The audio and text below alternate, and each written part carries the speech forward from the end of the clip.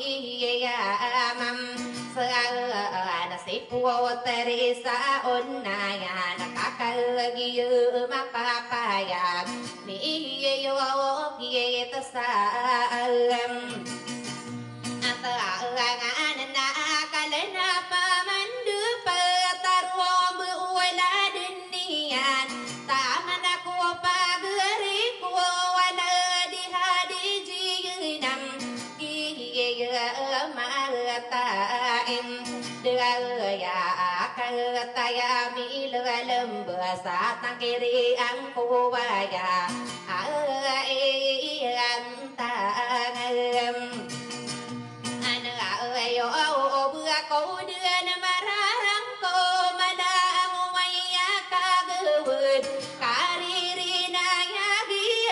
na palaya mi đưa namba sa kapapam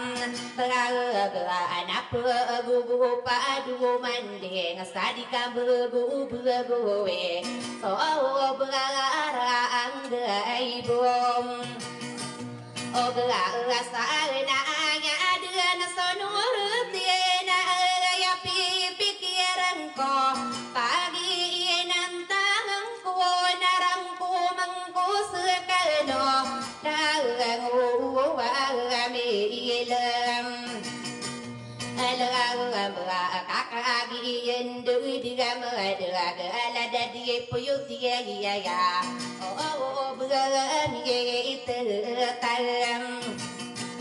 are aye bersapa no buah dina bentuk na panela matakan akan dedem amga kalala sama desa di kau pagdile la palam no nakao berani itu taring berasa padu budena bentok di powak dia gube lagan war kakagi kami lembu naik panan lama talkan ayah tu walam atau ada sabu kena magin dena wahaya dena sudilan ratem lagi kami iso mengalami go irari kakempeman salah dia kapalengam no nasi tua min suare kakagi mangangan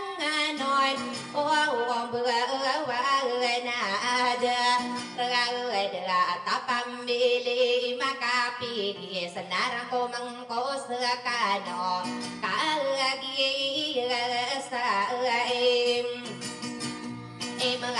to na maya maingku buah nak tantu non kagi saiman to na para buri narenau ko bisa panton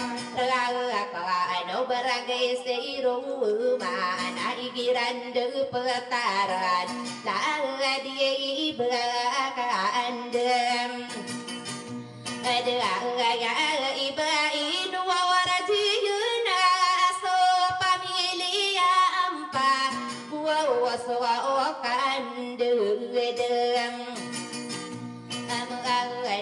Gapra milia mangedra gaya denami yang ngase pela wana pem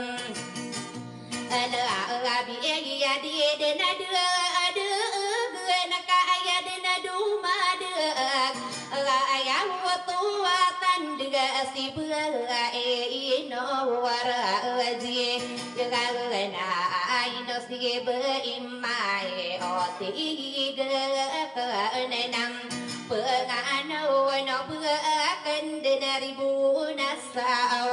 wa orang wa no maleno